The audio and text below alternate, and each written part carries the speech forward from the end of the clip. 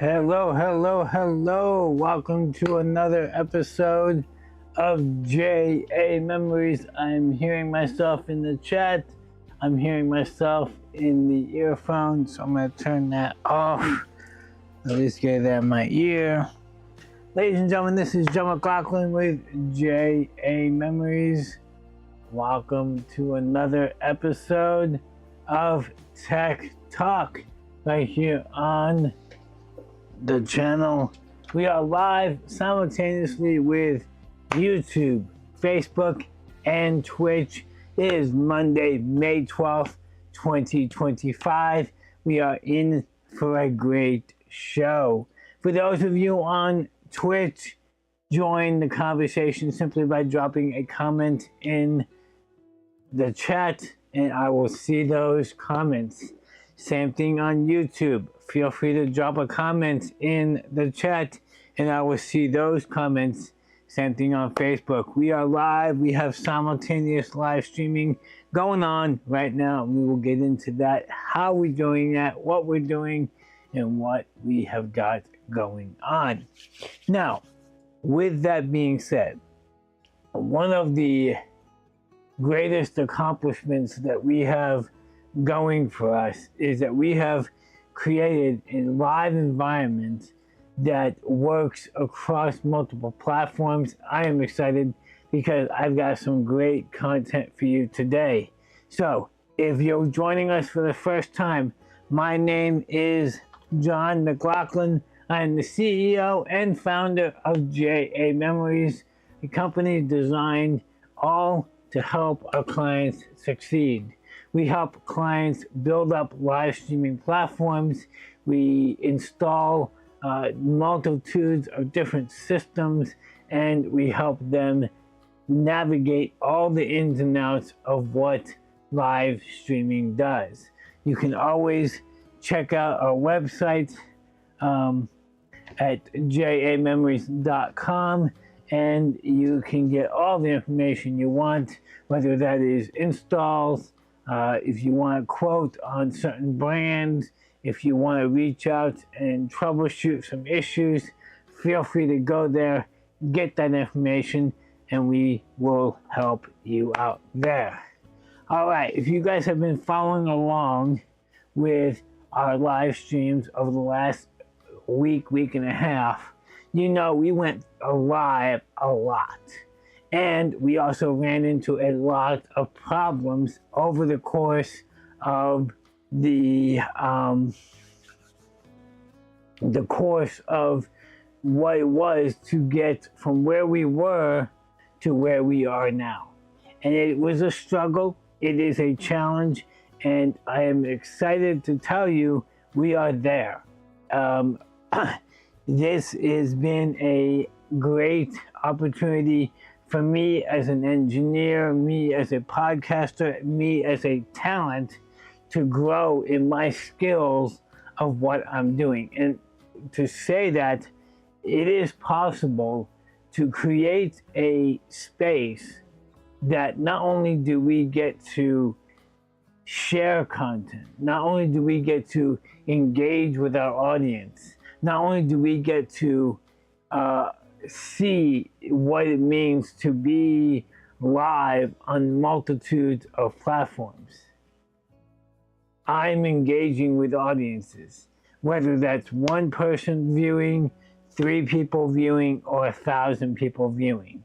Whatever it is, I'm here to engage with you guys. So drop a comment in the chat if you're watching on any of our platforms. Let me load up all the chat windows on my computer so that I can guarantee see what is going on. Now, I have confirmed that all the chat is engaging, and that is you see right here the Twitch comments. Join in the conversation by dropping a comment in the chat. And that goes for all 3 platforms, not just Twitch, but this shows me that Twitch audiences, you can leave comments in the chat and I will see them. Also, like and subscribe I know I misspelled subscribe and I apologize, but like and subscribe to the channel, whether it's Facebook, YouTube, or Twitch, whatever it is, like, follow, share, whatever it is. And of course, we have Facebook with share the video with your friends. Because we have all kinds of content, we have all kinds of engaging audiences, and we've got some exciting news coming about what's the future for this channel and where we're going in the future. Like I said, it is May 12th, 2025, and this is our normal Monday night live stream. So we are live streaming every Monday from now on for the foreseeable future. There may be a few weeks where we take breaks because of family vacations, because of obligations. I will do my best to share that ahead of time so that you guys know the schedule. But I'm excited to say we have a couple other shows coming down the line. So Monday's live stream is all about technology. And what you can expect to see on the channel on Monday nights on Tech Talk is communication about what we're doing, software, what software are we using. I'm going to be doing shows on H2R graphics. I'm going to be doing software on OBS. I'm going to be doing software. I'm going to do software. I'm going to be doing shows on H2R graphics, shows on OBS, integrating OBS with H2R graphics, how to integrate different softwares to make things work. We will do demos as much as I can on hardware and software. And also everything that I bring up to you, I will do my best to link to products that help you. So you can go to the description of all the videos and find out products that we use here in the studio, products that we talk about. Even on the description of today's video, I've got, not only do I have the products that we use, like the cameras, the switchers, I've also got other products that I believe will benefit most streamers. So reach out and figure out what that is and how that will be there. Also, we have all of our brands. All of our brands are brands that we support here at JAmemories.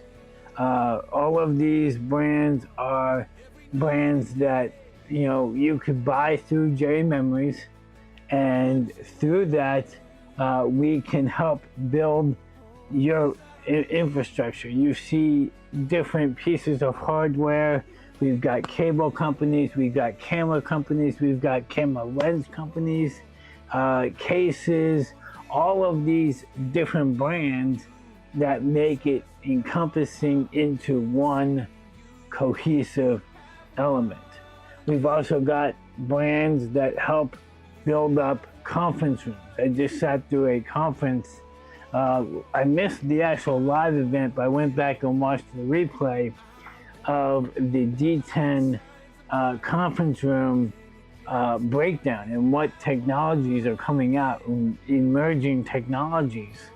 At NAB, a lot of these companies announced new advancements. Blackmagic, for example, had a big announcement a couple of days even before NAB came out. And they announced DaVinci Resolve, had a whole list of AI products that were being put into their DaVinci Resolve. And one of the things I love about having the Blackmagic under our umbrella is the fact that I've been using Blackmagic equipment since, I've been using Blackmagic probably around 2015, but I've been using Blackmagic equipment exclusively in the studio since 2018. when we went from SD, standard definition video, to HD, high definition video. And when we made that transition, we made the decision to go with Blackmagic Design. A big part of it was the fact that the cost was a big factor. But when they came out with the broadcast camera that was a B4 mount lens, as well as the advanced panel shading control and the fiber converter, studio converter, and the CCU all talking together and making everything cohesive. At the time, we bought a 40x40 video hub, as well as multiple hyperdecks. So having one ecosystem being Blackmagic Design, it made a lot of sense. And then when I was building up my own personal studio, I went ahead and built it starting with the A10 Mini Pros. So if you've been following along the journey this past week and a half, you know that we started, even last year, we were doing everything through the A10 Mini Pro. Towards the end of the year, I started integrating OBS to bring in my webcam, and then at the beginning of this journey, which was started back about 10 days ago, 10 or 12 days ago, I started this journey where we were converting from the ATEM line of switchers to now starting to use OBS.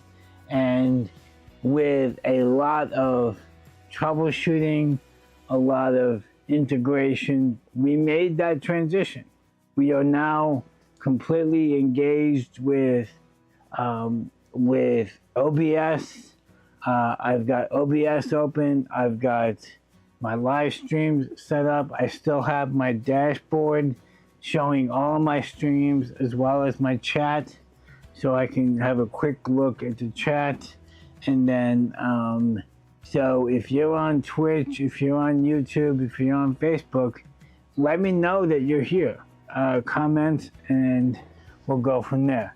So today, I want to just touch base real quick on where we were a week and a half ago to where we are now, because that is going to continue to be the theme of JAmemories Tech Talk. Because up until this point, I was using the A10 Mini Extreme to do all of my live streams, and I enjoyed doing that, and for practical reasons, it made a lot of sense. Having multiple cameras, having multiple computers inputting. The one downside to the A10 Mini Extreme was the fact that the A10 Mini Extreme only live streams to one platform. And when you're tied to one platform, you can't do this multi-stream setup. Now, there are programs and websites and systems online that will allow you to multi-stream. The one I can think of is Restream. Right off the bat, Restream will take your one feed and then redistribute it to YouTube, Facebook, Twitch. I think it'll even do Instagram and a few others. However, that comes with a cost that you have to pay for each month. Having OBS do all the heavy lifting, do all the live streaming and create the feeds, you know, obviously you are required to have enough bandwidth. If I look at my live stream, my OBS setup, and I come down and look at what's here, give me a second. I am pushing anywhere from 5 to 7 megs on all 3 platforms. So you're talking 21 megs a second going up to the internet. Now you say that's not much. Well, if you think about a standard home internet that has even, let's say, 100 by 100, that upload typically is never truly 100. And if you have kids on the internet, if you've got a wife who watches live streams, or if you have a spouse, I should say spouse, who has live streaming, is streaming her content, son that loves playing video games and getting on Discord, and a wide variety of internets. Most people have devices, especially in today's world of connectivity. They have multiple computers, multiple devices, and multiple phones all connected to the internet at home. So if I'm tying up 21 megs just uploading content, and then I'm drawing back down from my live stream records and monitoring and all this other stuff, that is a very heavy pipe. That is a lot of data going in and out at all times. Now, for me, we have enough internet here. We actually have a very big pipe coming in and out, and that's one reason why I wanted to make sure that we had enough internet.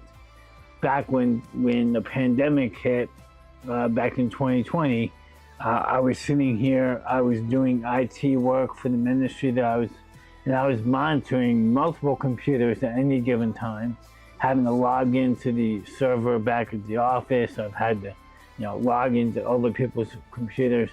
And the very first day that we were working from home, my 2 kids were home and they were logging into their school virtually. My wife was trying to do her business. And within 10 minutes of us all getting on the internet, we killed the internet. We all reset our settings. We all reset our computers. We got back on. 10 minutes later, we killed it again. And at that point, I knew I needed a bigger pipe. So I called up our internet provider, talked with them about the cost of what it would cost to get a bigger pipe. And I later found out they had laid fiber in our neighborhood, and adding that fiber was only going to cost, I don't know, in my area, it was only a couple of bucks more than what we were paying currently for that fiber connection. I said, sign me up today. Granted, it was about a week later that they could actually get me scheduled, but you get the point. So, number one, having internet, obviously, if you're going to do a live stream, internet is paramount. You have to have internet. There are certain people out there who want to have internet and pay as little as possible. So what they'll do is they will go for the lowest bandwidth and say, well, I'm pushing one feed at 7 megs a second. So they'll go 10 megs up is fine. But in actuality, that's not enough bandwidth. My go-to is always double the bandwidth. So if you're pushing 7, you want to have a minimum of 15. I would say go more, but minimum 15. If you're going to do multiple streams, obviously you want to go above that. You want to go with, 30, 50 megs up, because you want to give yourself enough buffer in case someone else jumps on your Wi-Fi and starts sucking down bandwidth. If you have other things to do. One of the biggest things is you have to have a way of monitoring your feeds. So you're going to guarantee you're going to have at least one computer hooked up to monitor your live streams. And if you give everything you have to that one feed, that kills your whole entire network. Now, I know plenty of places that they set up multiple LAN ports, so they have multiple inputs to their internet provider, whether it's the same internet provider or some people segment it out where they have one as their primary and one as the dedicated internet feed, and they use that, and then if there's a problem, they can fail over to the other one as a precaution, so that if there's something that does go wrong, they now have a failover for internet providers.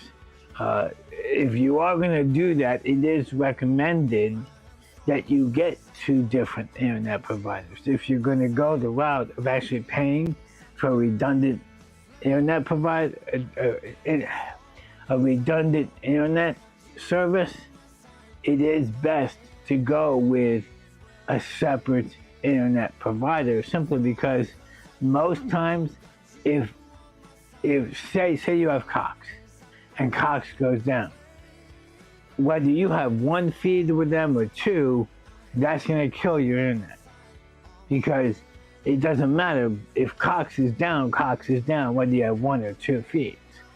So having, say, AT&T as your failover or your backup, that allows you to have if Cox goes down, you can quickly switch over, and now you're still up and running.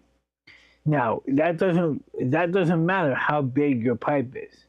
You can have a 10 gig pipe coming into your house, and if Cox or AT&T or Verizon or any of the other big ISP providers, if they go down, they're down. Whether you have 10 gigs or 10 megs, it doesn't matter. You're not live streaming. So having that redundant system in place and having a way of setting up a second redundant system allows you to keep going. So obviously the first thing that you want to do if you're going to live stream is check your internet. Make sure you have enough bandwidth to provide a live stream. Now, second thing, depending on what you're using, if you're using an A10 mini to start with and go one place, obviously having a dedicated line, and this is something that people don't really understand, and has been a contention issue for a lot of people. When you live stream, it is recommended, and I strongly encourage this, make sure you're going wired. Don't rely on cellular networks, Wi-Fi, or anything like that, because all of that Wi-Fi signals and all that internet providers, they tend to get flooded with all the other technology and all the other RF and all the other frequencies bombarding them, and the internets tend to get flooded. Now, I'm not saying you can't use Wi-Fi for stuff. I'm just saying for your main feed, going into your ATEM, going to your computer that you're live streaming from, make sure that that is connected to your internet through an internet line. Okay? Now, if you are going with a computer, you have to make sure that you have a computer strong enough to handle the live streams. Whether that's, running OBS, one of the other vMix, Ecamm, or any of the other. Wirecast is another live streaming platform. All of them, you need to make sure that your computer has enough power to run that process without glitching. And that was one of the reasons we went live so many times over the course of last week and week and a half. Because if you remember, we started slow and then we added features to it. And towards the end, I was actually crashing one of my computers over here because I was running the video background that you see here. I was running my Stream Deck buttons. I was running several other things. The music that you're hearing, assuming the music is still on.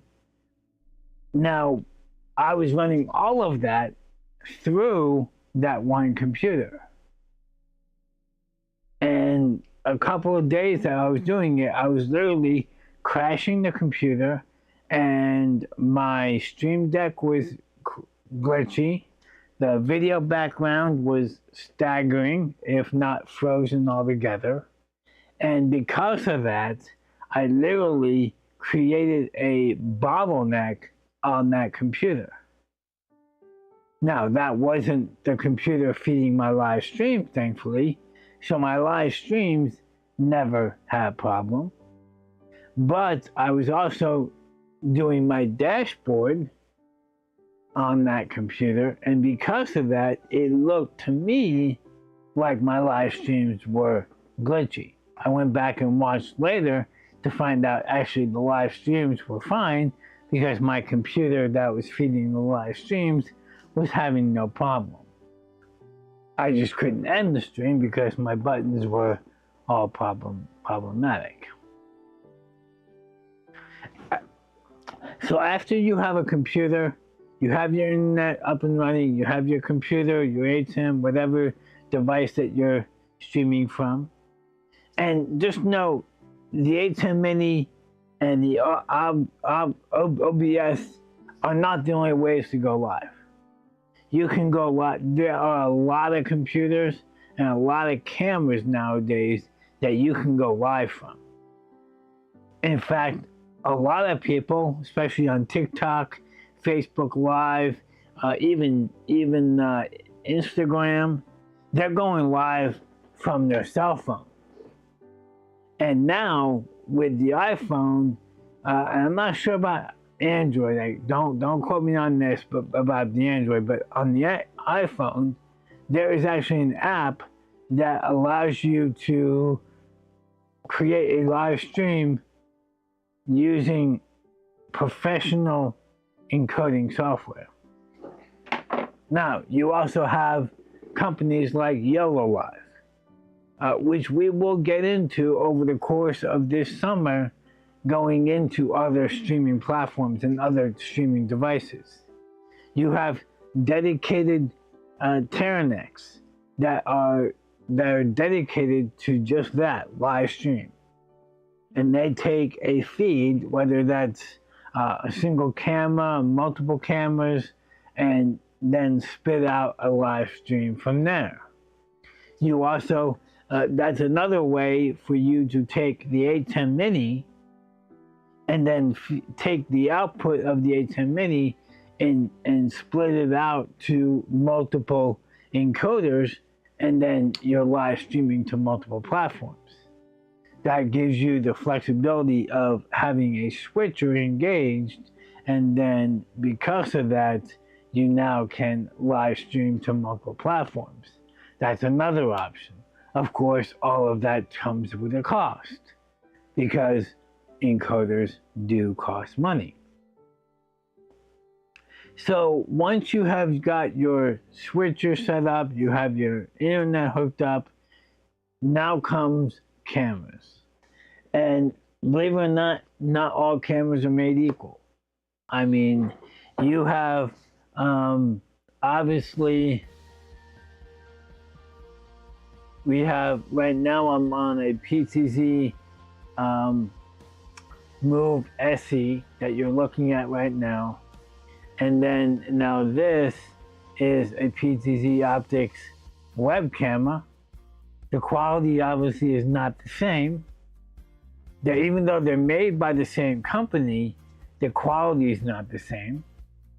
And then if you remember the opening shot of this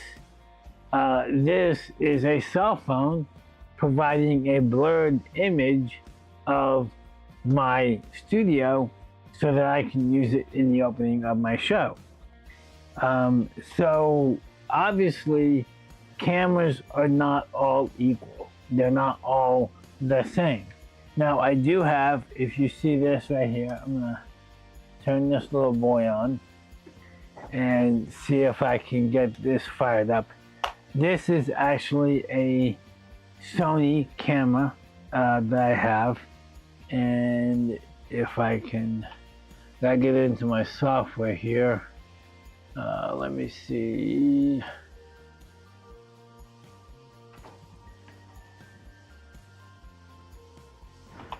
Yeah.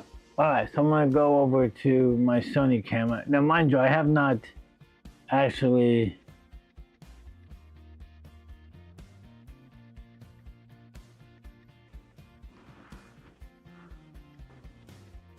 okay, I need to set this.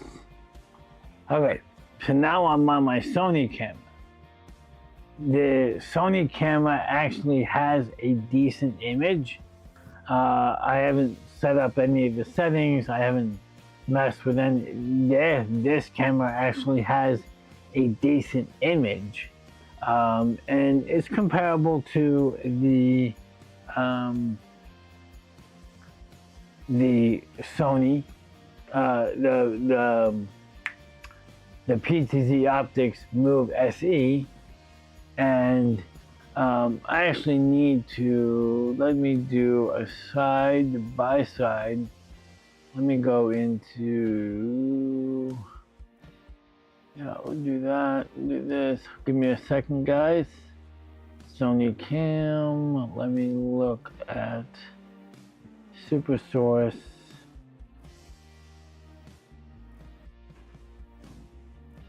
I'm testing to make sure I have the right cameras in here. And then let's take this. So this is actually a side-by-side of the two cameras coming from OBS. Actually, this is coming from the A10 Mini. Side by side, we have the Move SC on this camera, and then the Sony ZV-1F on this camera. So obviously, side by side, you're comparing the two. Now, in my eyes, without staring at the image, to me, the Sony ZV-1F has a richer, deeper, lower volume lighting, and then the Move is a little bit brighter and a little bit, the contrast could be drawn down a little bit more. Now, obviously, that's in my perspective. I don't have any scopes on anything. I don't have, I'm looking at a monitor here, whether it's calibrated or not, and then I look at my live streams, and granted, I'm looking at 6 monitors because I've got 3 feeds here, all showing 2 screens each. If I stare too long, I would actually literally go bonkers. So that's the point about what that no two cameras are alike. Now, obviously, ideally, if you're going to build a studio, if you're going to build a podcast setup, if you're going to have multiple cameras, obviously you would go with 3, or say you're going to go with 3 cameras. You would want your best to go with 3 of the same camera, with the same lens, with the same throw. That's not always capable. That's not, obviously in this scenario, I have 3 different cameras, 3 different setups, and they all have different qualities, and they're all used for different products. One of the reasons I can use the PTZ in this setup is, one, normally you're looking at my computer screen right here that I'm using, but the image of the camera is squished down. It's smaller. So with that being said, the quality doesn't need to be as good as, say, this camera that is full screen. Again, as well as this image, if I took off the blur, which I've done in the past, I've turned off the filter, you see how bad the quality of this camera is. Hence why it comes down to the whole point of your image and the whole point of what we're trying to accomplish when we do multiple scenes, multiple setups, and you find sometimes you don't need to have, like on that camera that is shooting that blur shot, I don't need a Move SE for that blur shot because I don't need to spend the money on a high dollar camera to get that shot. The phone does a great job. Now that is not one of my active phones, that's one of my old phones. I'm actually using a program called, actually it's a web browser called VDO.Ninja that provides the feed back over to OBS. And through that, I'm able to create a filter on that shot and give me the image that I'm looking for. So obviously, all of that factors into what your podcast needs, what setup you're looking for, what look are you looking for, because all of that determines what cameras you go with, what limitations you go with. After the camera comes lighting, and lighting is crucial because lighting sets the mood for what you're doing. Now, when you're considering cameras, you need to also consider lighting, because without considering your lighting, you may end up getting the wrong camera. And your camera could end up being worthless because you bought a camera that needs a lot of light and you don't have the budget for a lot of light. So you want to get one that has good low light. Or you may end up buying a camera that in low light ends up being too noisy. And all of those factors come into why you need to consider your lighting at the same time as your camera. Now, not everybody can afford a PTZ Optics Move SC or one of the 4K models or whatever. So there are other options on the table. Now, if you're interested in a Move SE or if you're interested in an OBSBot, reach out, because those are products that we support, those are brands that we support and also help integrate. Now, one of the reasons that we went over to OBS is because OBS allows a lot more flexibility. On the A10 Mini Pro, you have 4 HDMI inputs. On the A10 Mini Extreme, you have 8. So if you have 3 cameras and you're on the A10 Mini Pro, that gives you 1 extra input for an extra feed, a video feed. Say you want to bring in this background in order to do a special super source. This is a super source image. You know, see how I have the background feeding behind? If I wanted to bring that into the A10 Mini Pro, I would have 3 cameras. I've got 2 right here that you're seeing, and you're literally seeing the 2 cameras right here. And because of that, and then you have the background. Now, with that being said, that's your four inputs. Then you have no room to bring an external graphic in, whether that would be H2R graphics or own.overlays, Uno.overlays or Lupic.io or any of the other thousands of different overlay softwares out there. You wouldn't be able to bring them in because you're now tied up. So you go with the A10 Mini Extreme. But with that, now you're down, so you have 3 cameras. You use 2 for graphics if you do it right, because graphics are one of those things that keying out is the best. And if you do it right, you have your key fill and your alpha channel. And so that ties up to, and now you're up to 5. That gives you 3 channels for playback, for graphics like this over here on the video screen, and stuff like that. So with OBS, the nice thing about OBS is OBS accepts multiple types of inputs.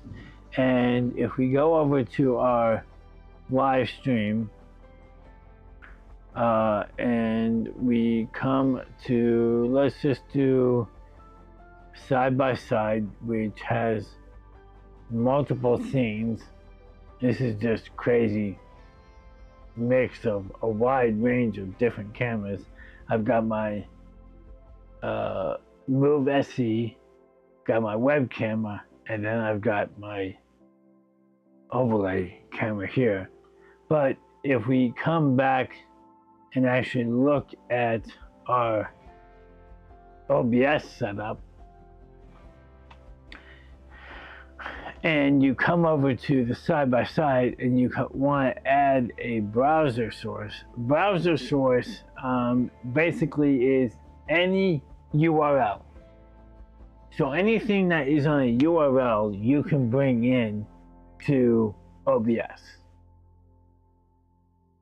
So whether that's a camera feed running off of video.ninja, whether that's some other software that provides a Zoom link or whatever you need to bring in so that you have that as a source.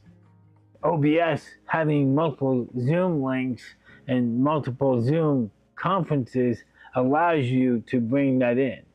Also, H2R graphics, it runs on a browser source. All of the overlays that you see integrated into the channel, all of that is fed through browser sources. So it allows you to be customized however you want. Also, so that's number one nice thing about OBS, because you can have as many scenes. Right here is your scenes. So you can have as many scenes as you want. I gotta close this real quick.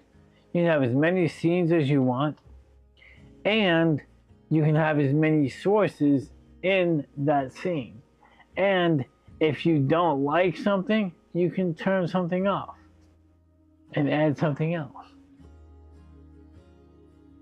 So it makes it convenient to just bring that in. Another thing that you can bring in, and this is another big one, is NDI sources. Now I have no NDI sources turned on right now, but NDI sources are the sources that are, again, they are internet-based, usually wireless feed, but NDI works on wired cameras as well. The nice thing about PTZ Optics Move SE and all of the PTZ Optics cameras are they have NDI enabled on the camera, which means that you can configure the NDI and then bring the NDI in so that you can now have, instead of wiring that camera up through the ATEM, you can bring that feed in. And let's see, I don't even know if I can find, let me see if I can find an NDI source. Let me see. Move SE, and then bandwidth is highest, source timing, yes, pan tilt zoom, we'll let that. Let's see, and of course I'm gonna go here. I gotta download tools. I don't have tools, so I'm not gonna go that route, so I don't have it enabled, which is okay. That's all right. So I'll play around with those settings and see if I can get the Move SE enabled so that I can accept an NDI feed into the OBS and put it into this multiple scene. Preferably see what it is if I put the NDI, if I put the, what scene am I on?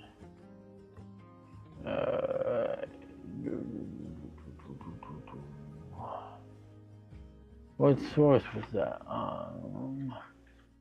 Side by side. I don't think I have my side by side. More scenes, side by side. Alright, let me take that. So if I can put the Move SE regular, which is this one, the first one, and then right next to where the OBS is, put the NDI feed of the same camera, we can see a side-by-side comparison of the two feeds.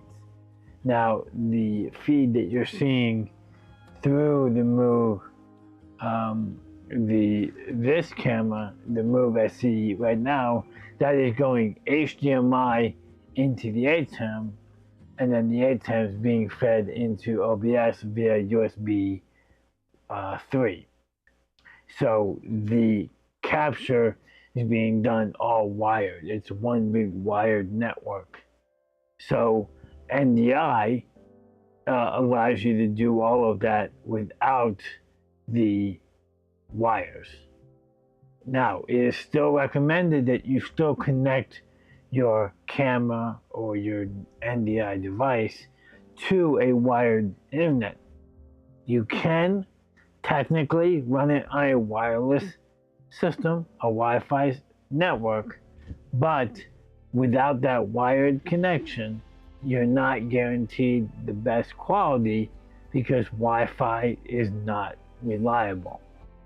So if you are going to go the route of NDI, at least run an internet line.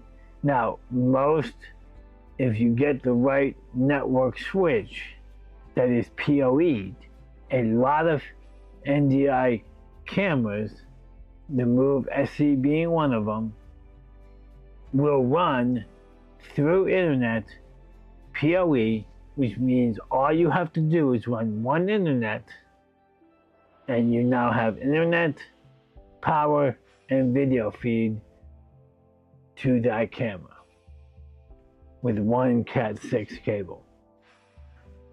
So, with that being said, NDI being able to go into OBS is another reason why people like using OBS.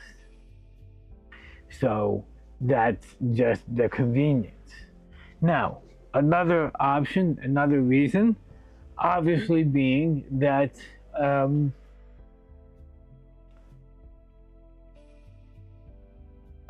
let me see, so another reason is this right here. I'm on my web camera for the video, but the screen right here, that's my computer that I'm on right now. I'm literally on this computer, and If I minimize this, you see my ATEM software. And this ATEM software is running my ATEM Mini Extreme ISO. So another reason to have OBS is because not only do you have your software, not only can you bring other sources in, you literally can have multiple scenes depending on how many computer screens you have. I have 3 screens. I have 3 different scenes with display captures of those screens. And at any given time, I can select them and then bring them on the channel. Now you're seeing them because I obviously have my multiple screens set up so that you can see it as a demo. But OBS is so universal, so convenient that you literally can do so much more. And the nice thing about OBS, and I've talked about this during our training and our setup, is OBS is open source, which means it is community built. And because it's community built, the community oftentimes will create plugins or functions that people find intriguing. I was actually watching a YouTube video the other day of 4 brand new plugins that help you navigate OBS and make the functionality even better. One being, if you use OBS for recording, it actually prompts you at the end of your recording to rename your recording right out of the gate. That alone, one of the most frustrating things about OBS recording up to this point has been that the recordings are always date stamped, and that is the name of the file. So, you know, if you're doing this long, elaborate video on, say, the functions of OBS, and you want to put that out quickly, you always had to go through your list of, oh, what date did I tape that? Okay. Now you have a plugin that you can add to OBS and rename that file before it even finishes writing to the drive. And for anyone who's done recordings a long time and has names that, you know, because say you do 15 recordings on that day. Well, what time did you record it? Was it the first take or the third take that you liked? You know, having that ability means a whole bunch. We have a bunch of plugins enabled here that we use. We use the countdown timer. So the timer that you see on our starting page, the starting countdown, that's all done through this little plugin that says, hey, let's do a startup countdown. So it's always there, ready to go for me to engage my audience and make sure that I know I have a monitor in my office that pushes out the live stream. So I have this clock running in my studio before the show, so no matter when I can look down in my studio and go, oh, I got 2 hours and 4 minutes and 31 seconds before I need to be sitting down in my live stream. And the nice thing about this plugin in particular, it allows you to create a scene so that you're literally engaging your audience, and once the countdown ends, it automatically transitions to another scene, making sure that you're ready to go and you're live.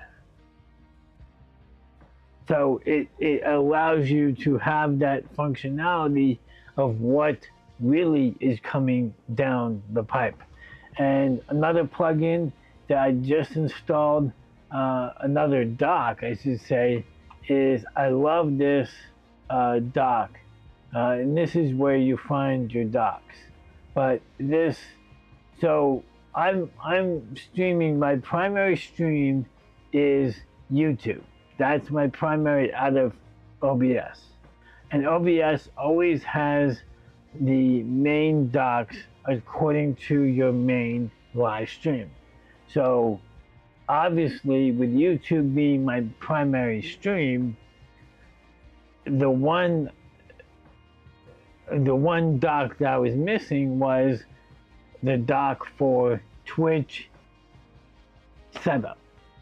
Now, if you know anything about the live streams of Twitch, when you push go live on Twitch, when I hit my Twitch start right here, which right now is labeled stop, that is pushing straight to Twitch and saying, hey, I'm now live. I'm now live. I've got my engagement. I'm there. Now, I do get a notification on my phone that says, hey, you're now live on Twitch. You can update your settings, you can update your stuff, and be done. But I like to have my notifications set up ahead of time. I like to know that my descriptions are correct. So with YouTube being my parent live stream, Twitch is not a normal dock that is included in OBS. However, using a custom dock, which I'm clicking on the wrong screen, using a custom browser, you can literally have a stream that is dedicated to that channel.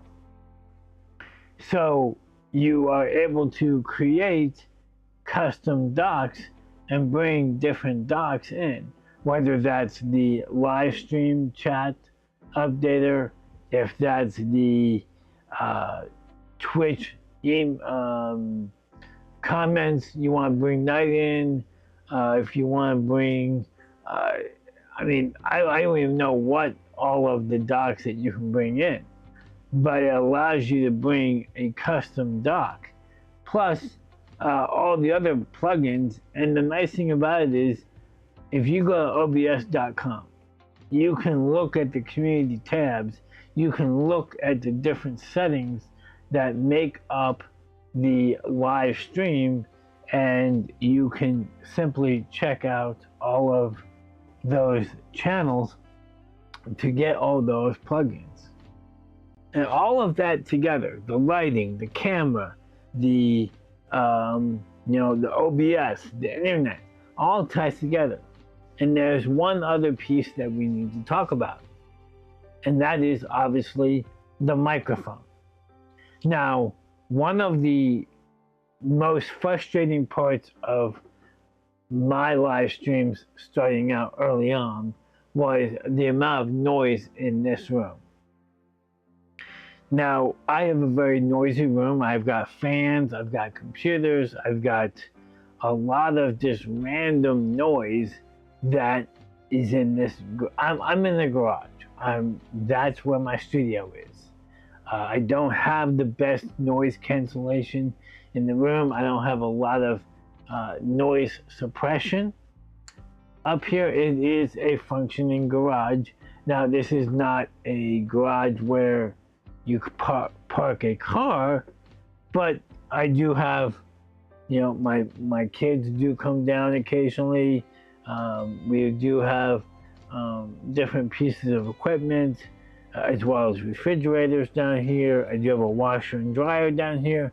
I do my best not to do laundry when I'm live, but someone throws laundry in at 7 o'clock, laundry may still be going by 8 o'clock when I go live.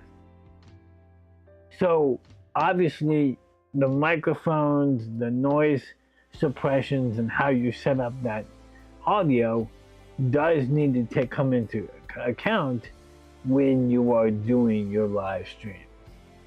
A good quality mic is always good.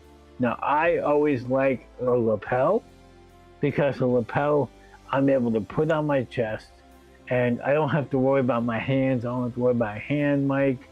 I don't have to worry about a microphone above out of the shot. Because like I said, I'm taking multiple shots. I'm taking different scenes, and I like to have a little bit more headroom.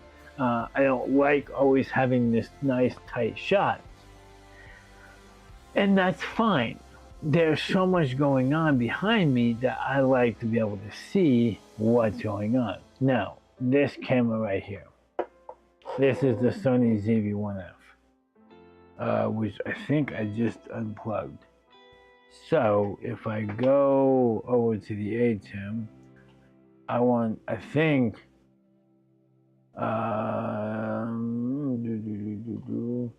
yeah, I just unplugged it. I can't take it. It's still on, but I unplugged the HDMI. I'm not sure where it went. But this, as you can see, is on a boom mic, a boom stand. And with that, because of that, I can move it and move the positioning so that I can get the perfect shot that I want. Now, obviously, because I unplugged it from the HDMI cable, I can't take this source online. And that's just one of the drawbacks of having everything tied together. But having it set up like this, having something in place that allows you to move your equipment around. Now, for some, you don't want a lapel. Some people don't want lapel on their mic. So they'll get a mic stand similar to this and set up a microphone on a stand like that. And that's fine. Now, for those of you who have the capabilities of doing sound treatment, and cutting down the room noise, cutting down your fans, having the space to do that. Now, one other thing to consider, if you do go into a very large space, one thing to consider and be cautious about is if you have too much space and you have wide open space, oftentimes it can sound like a hollow hall. If you ever walked into a cathedral or an amphitheater or an auditorium and you clapped your hands, the noise, because there's so much open space, reverberates, sounds hollow. So you still, even though you have a lot of open space, a lot of room, and you can separate things out, you do need to do some noise suppression so that it doesn't sound like you're in an empty room. It's like walking into a gymnasium and everything just echoes off the walls. Because oftentimes, one, they're built in a box scenario, and noise bounces off from one wall to the other and just reverberates back and forth. So putting up noise suppression on the walls, softening those walls, will oftentimes give you the ability to have good, clean audio. And then also be mindful of using noise suppression on your microphones. Consider using a gate. One reason why we have music running in the background is so that when I stop talking, you guys have some kind of music, something in the background that fills that gap. Now, the music's not that loud, and when I'm talking, you may not be able to understand or hear everything that is in the background. But when I'm quiet and I'm not talking, I do have something back there so that the music creates an environment that is not dead. So dead that it's boring. So, all of that to say, live streams are going nowhere. And creating a live stream, we've talked about it on our channel. You can start with a cell phone. Whether it's an Apple, an Android, it doesn't matter. There are tools out there to help you go live. Platforms actually encourage you to go live. Instagram, Facebook, you can go straight live from your phone without any other tools. Then you have your other tools like OBS, Yellow Live, and so many others out there that will go live from their platforms. And then, of course, you have the hardware options, the encoders. I can name a few right now. Epiphin Pearl Minis. Those are powerful. Well, actually, any of the Pearl Epiphin devices are so powerful. They're basically a studio in a box. And they will do, with the right bandwidth, multiple streams. They're not cheap, but they will do multiple streams right out of the gate. And then you have the A10 minis and the video hubs and all the other hardware devices that will do live streams. So, live streams are not going anywhere. We're not going anywhere. So thank you for hanging out with us. If you watch these shows after the replay, thank you so much. Appreciate everything that you guys do. And make sure you leave a comment in the comment section with a hashtag replay. Let me know that you guys are watching after the fact. Also, consider subscribing because, like I said, we have more shows coming down the line, as well as we have brand new shows starting next week. This week, I'm going to be setting up the graphics, the overlays, the content, and making sure that we have all the pieces in place to get a good show. Next week, we'll be talking about our graphics, and I'm putting together a show specifically. Here's a sneak peek. Next week's show will be on H2R graphics. If you haven't heard of H2R graphics, hang in there. Next week we'll be talking all about H2R graphics. I've already informed John Barker, the maker of H2R graphics. We'll be premiering that on the channel, talking about all the graphics and all the graphics that we do on the show. The bug, coming in, coming out, the names, and even the one for my wife. And then we have our brands. All of these graphics are being done through H2R graphics. We also have all of our social comments. These are all being done through H2R graphics. And if you notice, I'm controlling them from different places. So, we'll talk about all of that next week. Also, starting next week, we will have 2 shows a week. Monday, like I said, is always going to be the Tech Talk show. However, I will tell you next week when we will be going live for the new Amazon show. That show is all about Amazon shopping. What a novel idea. We will be premiering content. We will be showing products that speak to our audience. And we will be premiering, and I do have to warn you, that won't all be technology.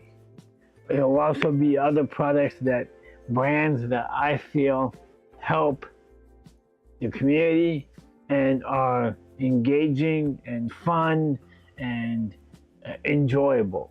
So make sure you subscribe and turn on notifications for those as well. Well, that wraps it up for today. If you guys have any comments, leave them in the chat. If you have any concerns, if you want me to do a show on a certain topic, let me know and I will look into it and see how to get that done. At some point, I do plan on doing a complete walkthrough of our studio and some of the upgrades that we're looking at doing, as well as this summer we are going to be doing a campaign for that AV truck that we talked about last year. So stay tuned for that. Look forward to hanging out with you guys each week. This will start our weekly show starting next week. I will see you guys next week. I will not be live this week, the rest of the week. I promised my wife that I would hang out with her and spend time with her. We had a great Mother's Day yesterday, and don't want to upset her right after Mother's Day.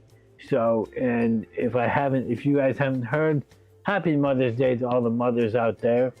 God bless you all. And we will see you guys next week on another great Tech Talk right here on YouTube, Facebook, and Twitch. God bless you all. We'll see you next week.